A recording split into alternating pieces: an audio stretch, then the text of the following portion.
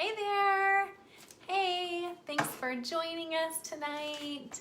Hey, my name's Katie, and tonight we are going to talk about homemade Play-Doh, super easy homemade Play-Doh, and 5 learning activities that you can use homemade Play-Doh for. So 5 learning activities that you can do with homemade Play-Doh with your kids to get them excited about learning in a new way. And totally you could do all of these things with store-bought Play-Doh too. So no pressure if you don't want to make homemade and you want to grab the stuff from your closet that is store-bought. You can use that for all of these learning activities too. So hey, I'd love to hear from you. We'd love to hear. Will you put in the comments as we're getting started and some other people are hopefully joining us? Will you put in the comments what kind of Play-Doh do you use at home? Store-bought or homemade? No judgment. I totally do both. So. And we just don't do that around here. We don't judge. You do whatever is best for you and your family. But are you like team store-bought Play-Doh or team homemade Play-Doh? Tell us in the comments. And while you're doing that again, I'll introduce myself again. My name is Katie, and I am one half of the Literacy Ladies. Krista is my business partner, my teacher bestie. We founded the Literacy Ladies many years ago. Gosh, Krista, maybe you can help me in the comments. 8 maybe, I think, years ago. We are teachers and best friends and mamas, and we love supporting parents specifically as you help your kids learn. So that's what we're here to give some tips about. We do that every Monday night. We are not perfect parents. We are learning things as we go, but we've got lots of education knowledge that we love to slip into what we do with our kids, and we love to share that with you. So we're here every Monday night. These always can be watched on a replay. They also end up on YouTube, so you can find them there as well. And you can also turn your notifications on. I just learned this on our Facebook page, or subscribe on YouTube, and that way you don't miss out on any of the learning tips that we share each week. So that has been really helpful. The ones that you want to see, you can go in and turn your notifications on. Oh my goodness, I said 8 years and Krista just corrected me that it's been 15. I was thinking about the literacy camp 15 years ago for our larger business. Thanks, Krista, for the correction. But we are also founders of the literacy camp, and that ended up, a few years into our business, so that's more of the 8 years I was thinking of. But we founded the Literacy Camp to help families have a place to have their kids help grow and develop a love for reading and writing in the summer. And Literacy Camp is virtual this year, so if you haven't checked that out, we'll put a link to that in the comments as well. So tonight we're going to share with you, again, 5 tips, 5 ways that you can use easy homemade Play-Doh at home, or whatever Play-Doh you want, to get your kids learning in a fun new way. And if you do want the homemade Play-Doh recipe, it's Krista's special recipe, and if it came from Krista, it's gonna be amazing, whether you eat it or play with it. If it's her recipe, it's good, I promise you. And you can grab that actually for free. I'm not gonna go through the recipe today, I'm gonna share the tips with you, but you can grab the recipe for free on our blog, and we'll put a link to the blog post here in the comments or in the YouTube description if you're watching later. And then it is also inside of our free parent guide. So we have a free parent guide that we love to share with families. Looks like this. It's adorable and fun and totally free. You can print it and just have it at your fingertips, and it's filled with all kinds.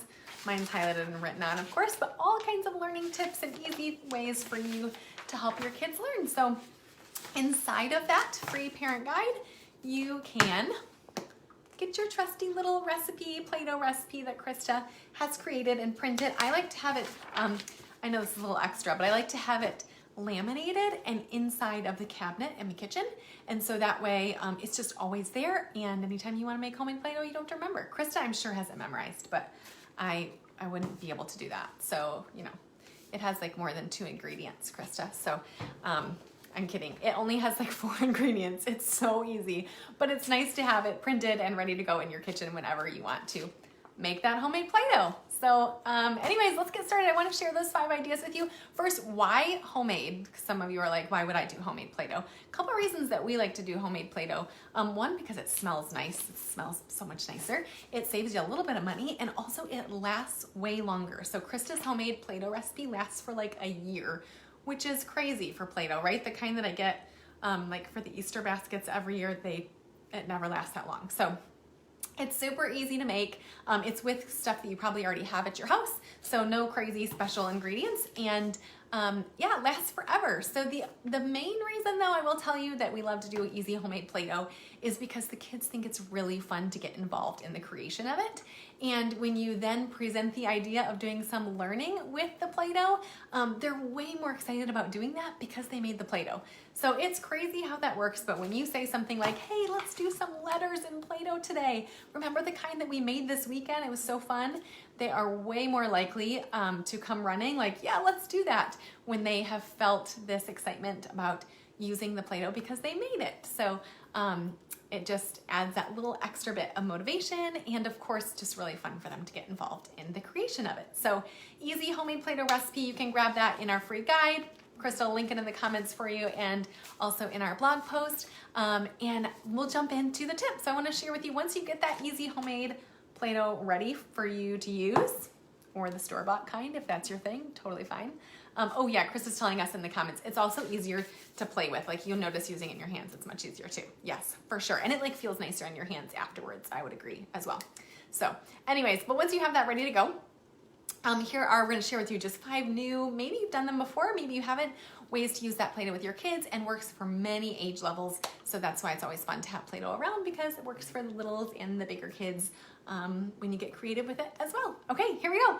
Tip number 1, first way you can use that Play-Doh is to create letters with it, and not just rolling out the letters, that's fun too, but letter stamps. And we do it with whatever kind of letters you have at home. So this actually came from like a Melissa and Doug letter puzzle that I have, that I grabbed. And so I just put my Play-Doh on a paper plate so you could see it nice and easily, and I could hold it up for you. And I just grabbed those letter stickers, and let's see if I can do this holding it up, you guys. You can just easily, yeah, you're totally not gonna see the letters, but you get the idea, right? I'm gonna put it right in here. Now it says lot. So fun and easy. I know it's hard to see on the screen, but just whatever letters you have around the house too. Doesn't have to be this letter puzzle, of course. I think Krista has some that are like actually made to be letter stamps.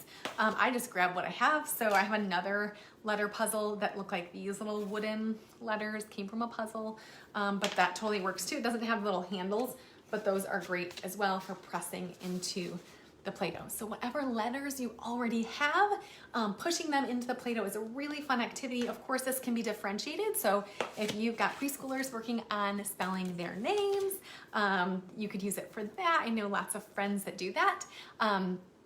You could use it for sight word practice. You've got kiddos that are after school, they're working on their homework and they're going through sight words or spelling words. They could use the letter stamps in Play-Doh for that. Of course, you could, work on letter recognition with your kindergartners. The sky's the limit, right? You could do it with numbers if you wanted to, but letter stamps in the Play-Doh, that's our number 1 fun learning activity.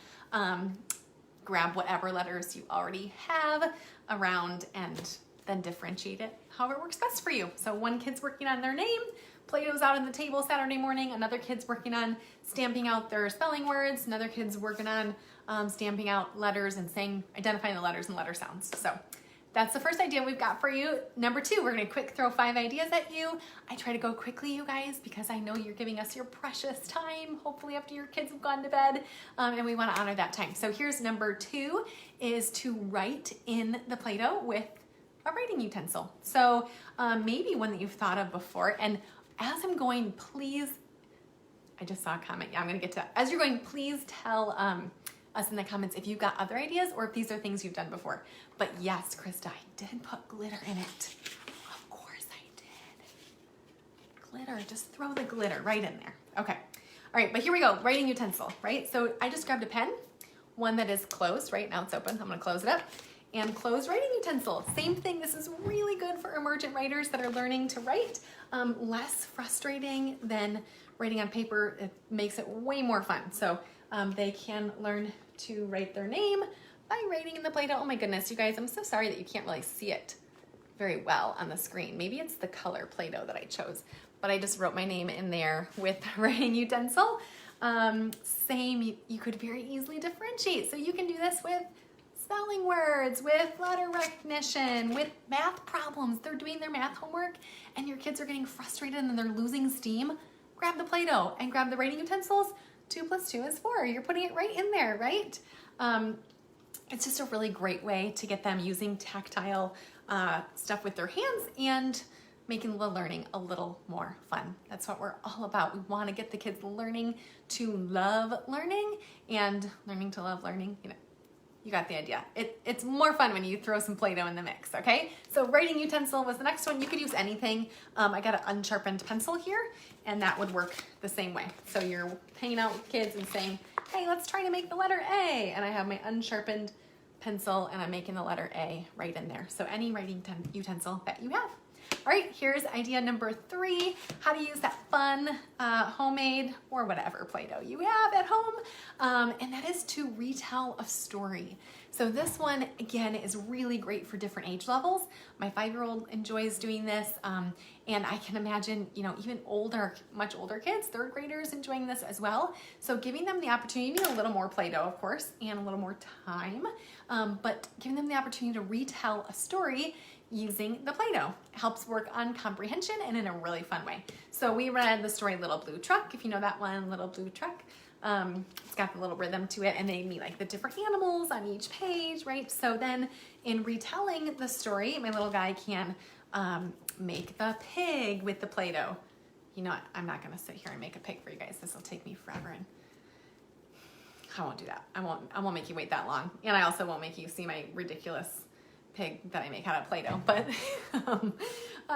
they can retell the story using the Play-Doh. So they can make a little pig out of the Play-Doh. With the animal that comes on the next page is the horse. So then they make a horse, and they're able to then go through and retell the story. Story retell is a Common Core state standard. It's something that kids work on throughout every elementary grade level, from the littles to the big kids.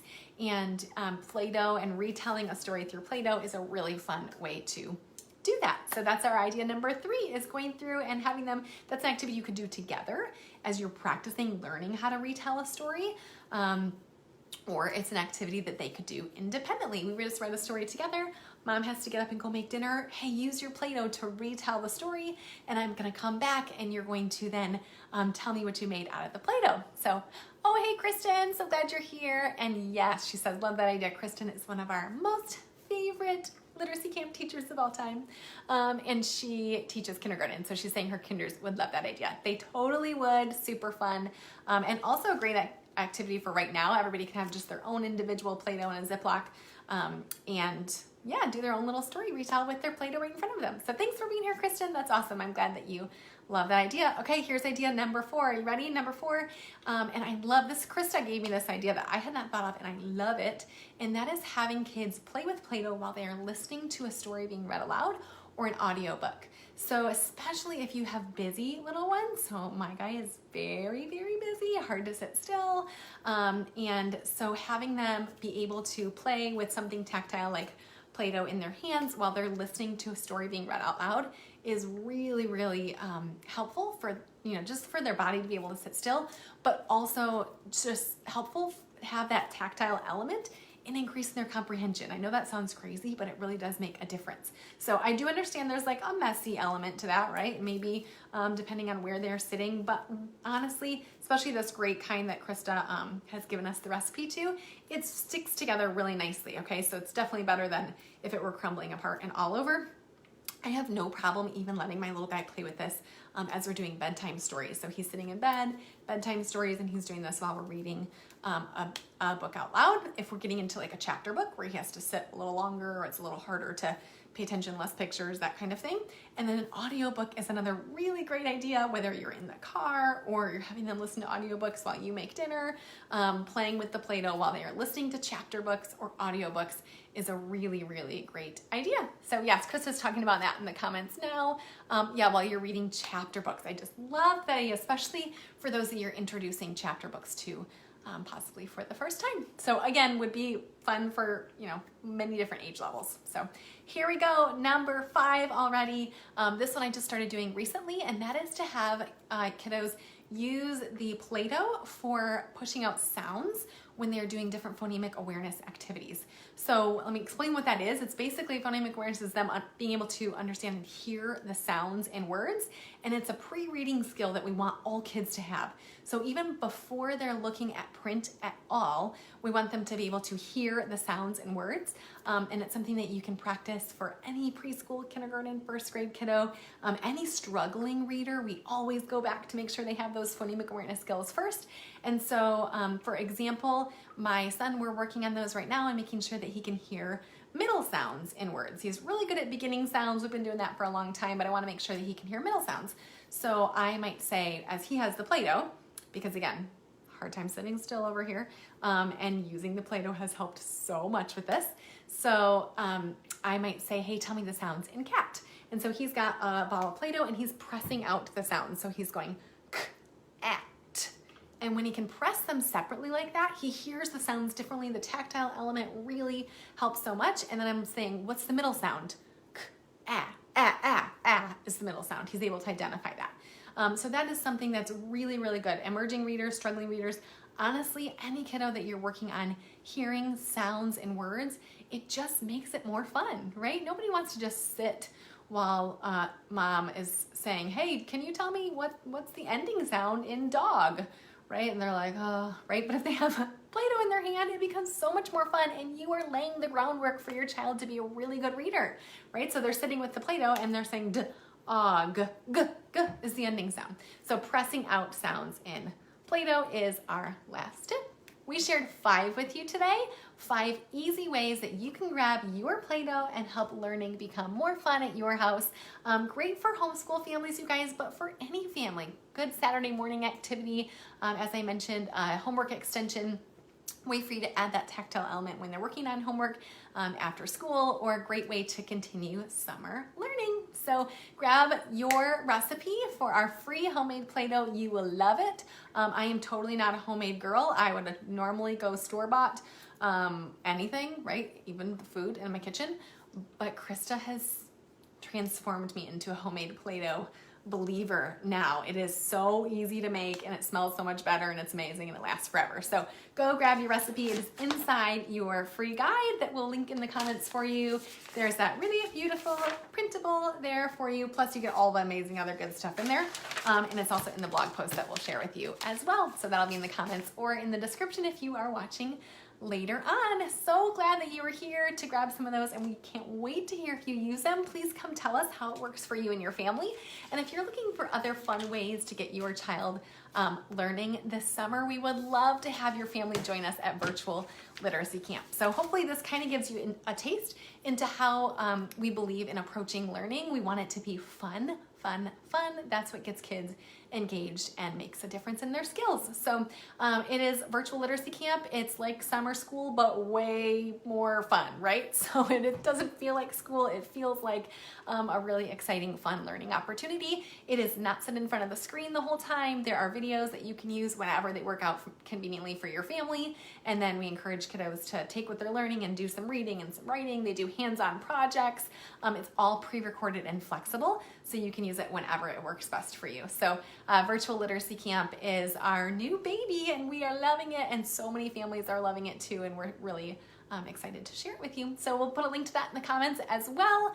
Go check it out, and there's an early bird discount through the end of May.